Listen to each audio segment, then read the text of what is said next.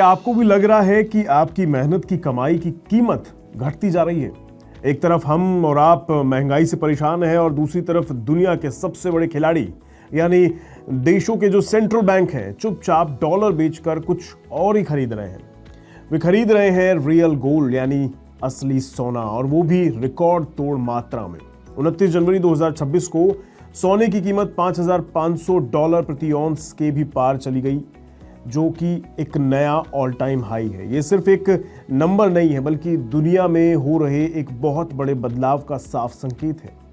इस वीडियो में हम यही समझेंगे कि ये बड़ा फेरबदल हो क्यों रहा है, डॉलर का दबदबा कैसे खतरे में है और आप इस बदलते खेल में खुद को कैसे आगे रख सकते हैं। तो बस आपको अंत तक बने रहना है। मेरा नाम है रोहित कौशिक और आप देख रहे हैं मनी 9। तो आखिर चल क्या रहा है, इसे समझने के लिए सोने और डॉलर के कनेक्शन को समझना होगा। दशकों से इन दोनों में एक उल्टा सा रिश्ता रहा है। सोचिए, ये एक झूले की तरह है, मतलब सीसॉ होता है ना, वैसा सही। जब डॉलर मजबूत होता है तो सोना नीचे चला जाता है, और जब डॉलर कमजोर होता है तो सोना आसमान छूने लगता है। और आज हम ठीक यही देख रहे हैं। अमेरिकी डॉलर इंडेक्स, जो दुनिया की बड़ी करेंसी के मुकाबले डॉलर की ताकत दिखाता है, पिछले कुछ समय में काफी कमजोर दिखाई दे रहा है। इस कमजोरी के पीछे कई वजहें हैं, जैसे अमेरिका पर बढ़ता हुआ कर्ज, राजनीतिक उथल-पुथल और दुनिया भर में तनाव का माहौल। इन सब ने मिलकर डॉलर पर निवेशकों का भरोसा हिला दिया है। और जब दुनिया की सबसे बड़ी रिजर्व करेंसी पर यकीन डगमगाता है तो निवेशक और देश एक ऐसा ऑप्शन ढूंढते हैं जो स्थिर हो और जिसकी अपनी वैल्यू हो। यही सोने का असली रोल शुरू हो जाता है। सोना सिर्फ एक चमकने वाली धातु नहीं है, ये हजारों सालों से पैसे का सबसे भरोसेमंद रूप रहा है। इसे सेफ हेवन यूं ही नहीं कहा जाता। जब भी दुनिया में कोई आर्थिक या राजनीतिक संकट आता है तो लोग अपना पैसा सोने में ही लगा देते हैं। तो सवाल यह है कि दुनिया भर के सेंट्रल बैंक अचानक इतना सोना क्यों खरीद रहे हैं, और ये कोई छोटी मोटी शॉपिंग नहीं है। रिपोर्ट्स के मुताबिक 2025 में सेंट्रल बैंक ने सैकड़ों टन सोना खरीदा है। अनुमान के तौर पर यह कुल 863 टन सोना होगा, और मॉर्गन स्टैनली के मुताबिक कुल मिलाकर सेंट्रल बैंकों के पास लगभग 36,500 टन सोना है, जो अब तक निकाले गए कुल सोने का लगभग 17% है। ये पिछले दशक के औसत से कहीं गुना ज्यादा है, और ये एक साफ इशारा है कि दुनिया की सबसे बड़ी वित्तीय संस्थाएं अपनी रणनीति बदल रही हैं।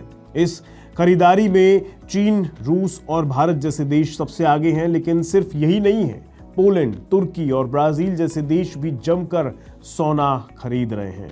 ये ग्लोबल ट्रेंड बन चुका है। सेंट्रल बैंक, जो किसी भी देश की अर्थव्यवस्था की रीढ़ होती है, अब डॉलर पर अपनी निर्भरता कम करना चाहते हैं। रूस यूक्रेन युद्ध के बाद जब अमेरिका और पश्चिमी देशों ने रूस के डॉलर रिजर्व को फ्रीज कर दिया तो बाकी दुनिया को एक बहुत बड़ा सबक मिला। उन्हें समझ आ गया कि डॉलर पर हद से ज्यादा निर्भर रहना कितना बड़ा जोखिम है।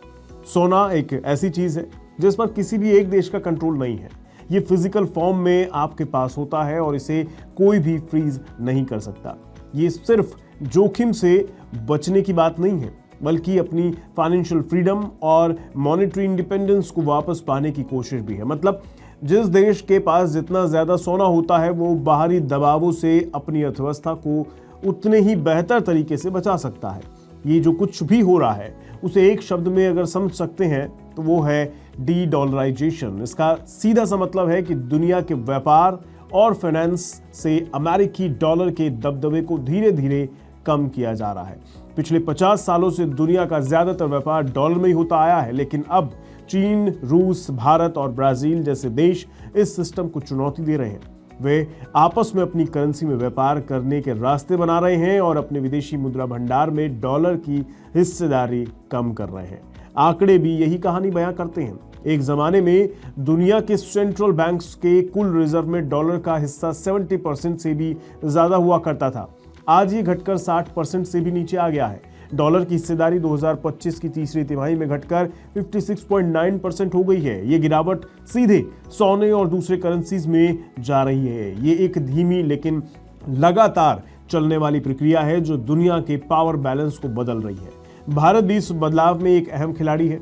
भारतीय रिजर्व बैंक यानी आरबीआई भी लगातार अपना सोने का भंडार बढ़ा रहा है। इससे न सिर्फ भारतीय रुपए को सहारा मिलता है बल्कि दुनिया के मंच पर भारत की आर्थिक हैसियत भी मजबूत होती है।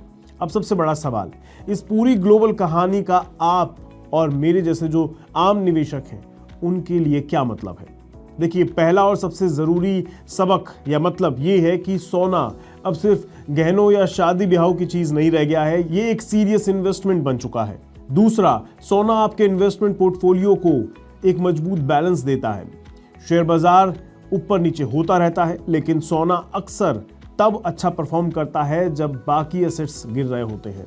तीसरा, हाथ में फिजिकल गोल्ड होना चाहिए, वही एक भरोसेमंद साथी आपका जरूरत पे काम आएगा। अब हम आपसे जानना चाहते हैं, आपको क्या लगता है, क्या सोने में रफ्तार यूं ही बनी रहेगी और कितना चढ़ सकता है ये गोल्ड? अपनी राय को नीचे कमेंट बॉक्स में जरूर बताइएगा। आज के इस वीडियो में इतना ही रखते हैं, दीजिए इजाजत, नमस्कार। ग्लोबल संकेतों के दम पर कैसे खुलेंगे हमारे बाजार? क्या कह रही हैं खबरें और ब्रोकरी रिपोर्ट्स? किन शेयरों में बनेगा पैसा? बाजार खुलने के बाद क्या खरीदें, किन शेयरों को करें पोर्टफोलियो से बाहर?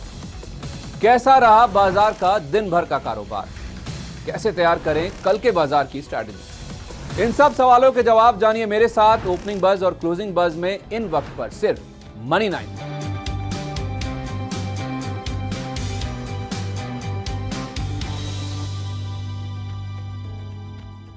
मनी 9 लाया है मेंबरशिप प्रोग्राम मनी 9 प्राइम। अब आपके दिमाग में कई सारे सवाल होंगे, मसलन आखिर क्या है ये मनी 9 प्राइम, आपके लिए यानी दर्शकों के लिए इसके क्या फायदे हैं, और एक बड़ा सवाल ये कि मनी 9 प्राइम से आखिर जुड़ना कैसे है। तो इसकी पूरी जानकारी हम आपको देने जा रहे हैं। मनी 9 प्राइम में 3 प्लान होंगे, इकोनॉमी, स्टैंडर्ड और वीआईपी। तो फटाफट ज्वाइन कीजिए YouTube पर मनी 9 प्राइम। ज्वाइन करने के लिए मनी 9 के YouTube पेज पर जाइए, होम पेज पर मिलेगा ज्वाइन बटन, इसे क्लिक करें, अपनी पसंद का प्लान चुनें और बस हो गया, अब आप रहेंगे सबसे आगे।